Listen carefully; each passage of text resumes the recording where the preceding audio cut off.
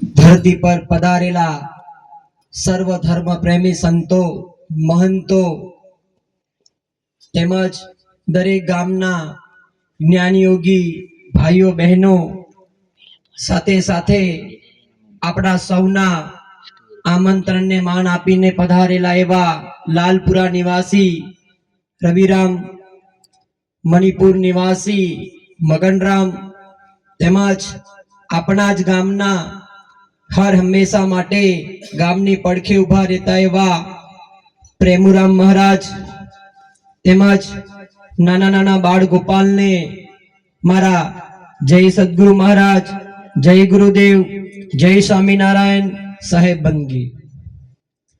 જ્યારે પણ આપણા વિસ્તારની વાતો થાય છે ત્યારે સંતો, મહંતો, ઋષિઓ અને ઇતિહાસકારો કહે છે કે આ ધરતી પર સર્વપ્રથમ જો જીવન જીવવાની શરૂઆત કરી હોય તો એ આદિ માનવ હતો અને આ આદિ માનવનો ઇતિહાસ ખૂબ પ્રાચીન અને જાણીતો છે।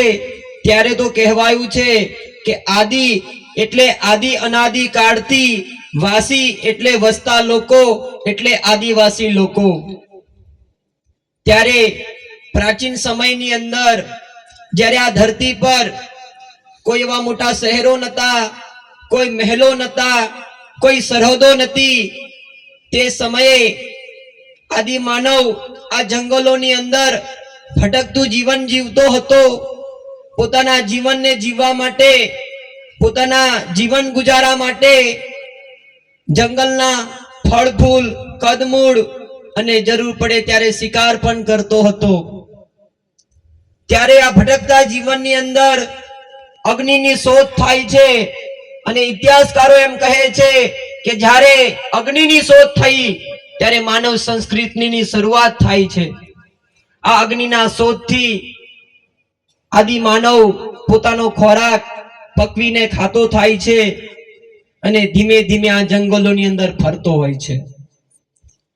જંગલોની અંદર ફરતો હોય છે ત્યારે જંગલની નજીક પોતાના ગામડા વસાવે છે, ત્યાં રહેવા લાગે છે, ત્યાં વસવાટ કરે છે અને આજુબાજુના લોકોને ભેગા કરીને ત્યાં જીવન વસવાટી કરીને પોતાનું ગામ સ્થાપિત કરે છે।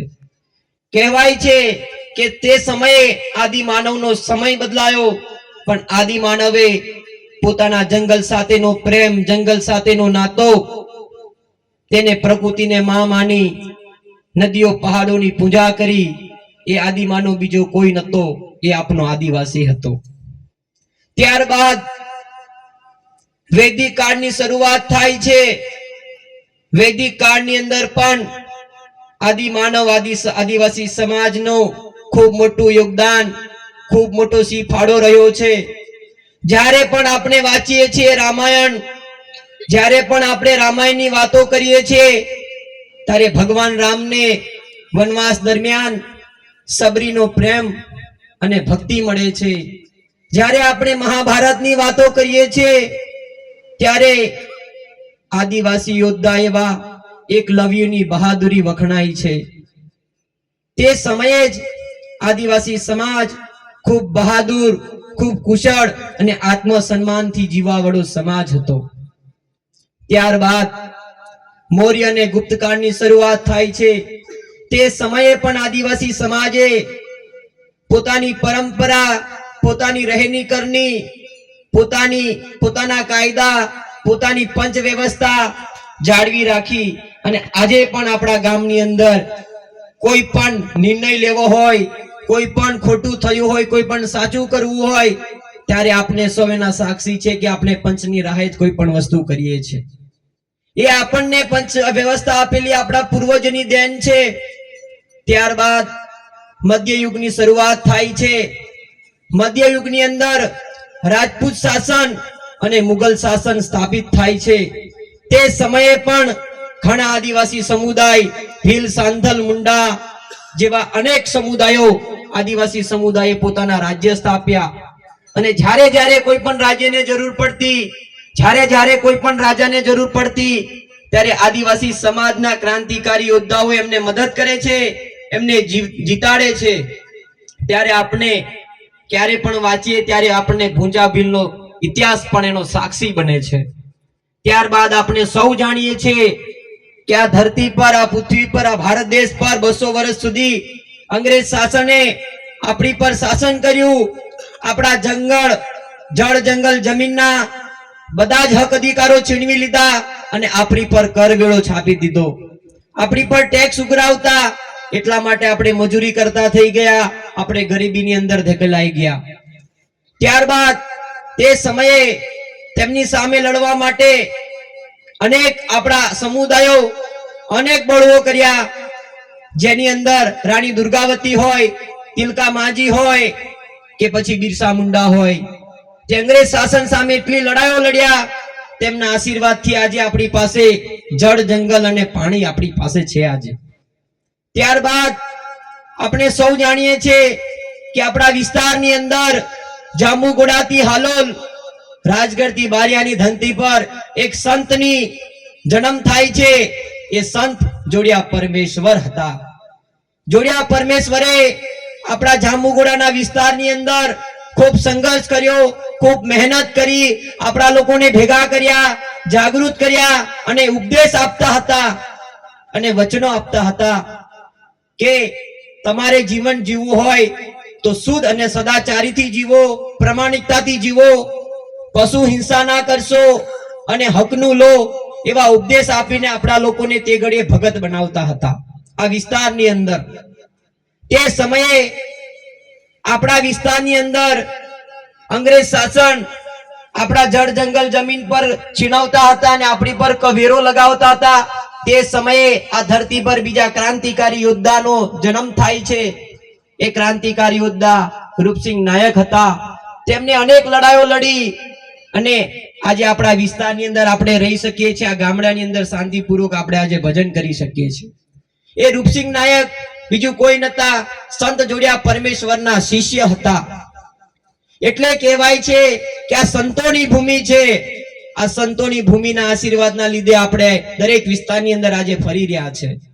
એમના સમય બાદ આ વિસ્તારની અંદર આપણે સૌ જાણીએ છીએ કે દલપતરામ બાપુ જેવા સંત મહાત્માનો જન્મ થાય છે. ગામડે ગામડે ફરે છે પોતાના ખર્ચે. જ્યારે આપણા વિસ્તારની અંદર વાહન વ્યવહાર નતો, તે સમયે પણ આપણા દલપતરામ બાપુ આ વિસ્તારની અંદર ફર્યા, આપણા લોકોને ભેગા કર્યા, જાગૃત કર્યા, ઉપદેશો આપ્યા.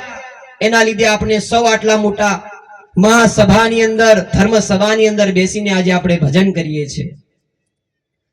બાપુ દલપતરામે આપણે હંમેશા એકત્રિત રહી, સંગઠિત થઈ, આપણે આપણા સમાજ માટે, આપણા બાળકના શિક્ષણ માટે, આપણા યુવાનોના ભવિષ્ય માટે અને આપણી બહેનો આજે ઘર, સંસાર અને સમાજ ચલાવતા થયા છે. એ પણ આપણા દલપતરામ બાપુના આશીર્વાદ આપના સૌ સંતો પર પડ્યા છે.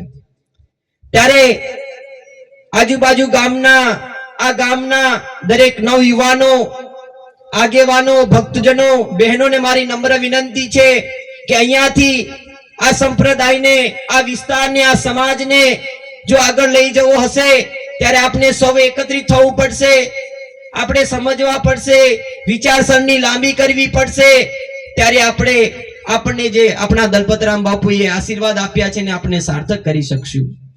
આજે સોશિયલ મીડિયામાં, વોટ્સઅપ, ઇન્સ્ટા અને ફેસબુક ની અંદર આપણા વિસ્તારની અંદર મેં જ્યારે પણ જોઉં છું ત્યારે આપણા નવયુવાનો અને મારી નાની બહેનો નાની અમથી વાતના લીધે સુસાઇડ કરે છે.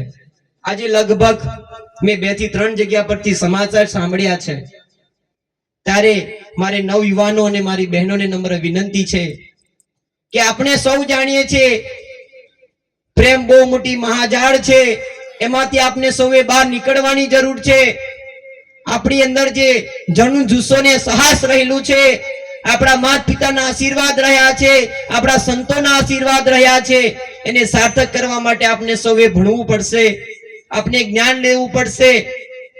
આજે ખૂબ દુઃખની વાત છે કે આપણે આપણા સમાજનો નવયુવાન ખોઈ બેસીએ છીએ, આપણી વાલી એવી દીકરી ખોઈ બેસીએ છીએ. આપણે ક્યાંથી લાવશું? સૌએ આ વિચારવાનો આજે આપણા સમાજ માટે ખૂબ મોટો સળગતો પ્રશ્ન છે. આજે આપણે જ્યારે પણ લગ્નની વાતો કરીએ છીએ કે દીકરાની વાત કરીએ કે દીકરીની વાત કરીએ ત્યારે રિસાઈ જાય છે અને આપણે એમને ગમતા કે ન ગમતા જગ્યા પર લગ્ન થાય છે ને 6 મહિનાની અંદર આમનું પરિણામ શું આવે આપણે સૌ જાણીએ છીએ. સૌએ ચિંતન કરવાની જરૂર છે, મનન કરવાની જરૂર છે, સારું શિક્ષણ આપવાની જરૂર છે. એટલે જ તમારા એક નાના ભાઈ તરીકે, તમારા એક દીકરા તરીકે આજે હું તમને વિનંતી કરું છું, એક તમારી પાસે એવી આશા રાખીને આવ્યો છું કે તમે સૌ સાથે મળીને આપણા સમાજને, આપણા વિસ્તારને ઉચ્ચ મંચ આપવા માટે સૌ પ્રયત્ન હળી મળીને કરીશું. આ કામ અમારા એકલાથી નહીં થાય કે સાધુ સંતોના એકલાના હાથે પણ નહીં થાય. તમારે પણ સાથ સહકાર, સલાહ સૂચનો અને માર્ગદર્શન તમારે પણ વડીલોએ પણ આપવા પડશે. બસ આપ સર્વે મને શાંતિપૂર્વક સાંભળ્યો, મને મંચ આપ્યું, મારું સન્માન જાળવ્યું એ બદલ મોટી ઉંમરવાન ગામના નવયુવાનો, આગેવાનો, ભક્તજનો તેમજ મારી માતાઓને જય સદગુરુ મહારાજ.